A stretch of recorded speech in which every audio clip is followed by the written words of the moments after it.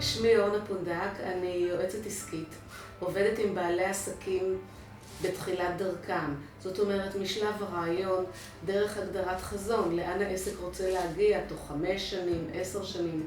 לאחר מכן אנחנו בונים תוכנית עבודה שכוללת יעדים תפעוליים, יעדים שיווקיים, תוך התייחסות להיבטים אדמיניסטרטיביים וליכולת האישית של כל בעל עסק.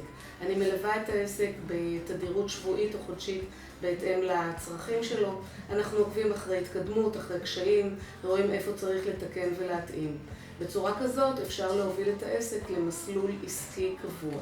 אחת הלקוחות שלי זו מאיה שלו מעצבת התיקים.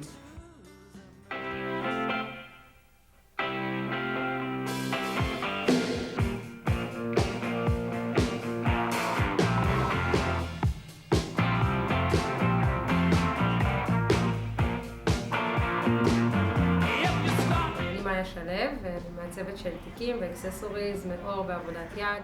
פגשתי את אורנה בנקודה מאוד מאוד קריטית בהתפתחות העסקית שלי. הפכתי להיות מאיזושהי מעצבת קטנה ולא מוכרת, או בתחילת דרכה, למשהו שהוא הרבה יותר גדול והרבה יותר משמעותי, ותפס נפח הרבה יותר גדול בחיים שלי. הקמתי חנות, נפתחתי לקהל, הגדלתי את מערך התפוצה שלי בצורה מאוד מאוד משמעותית. יש לי לקוחות בכל העולם, תודות לאורנה. היום אני בעלת עסק.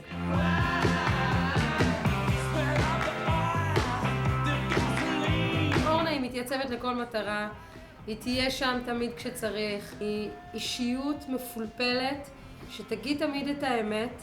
לדוגמה, איכשהו הגיעה אלינו לקוחה שבדקה את האפשרות לנסוע לתערוכה, להציג בתערוכה בווינה. אורנה הצטרפה איתי למסע הזה, ופשוט הייתה שם ברגע המאוד מאוד נכון בשביל לנהל מסע ומתן, והתערוכה הייתה מאוד מאוד מוצלחת בזכות זה, ואחרת גם זה לא היה קורה.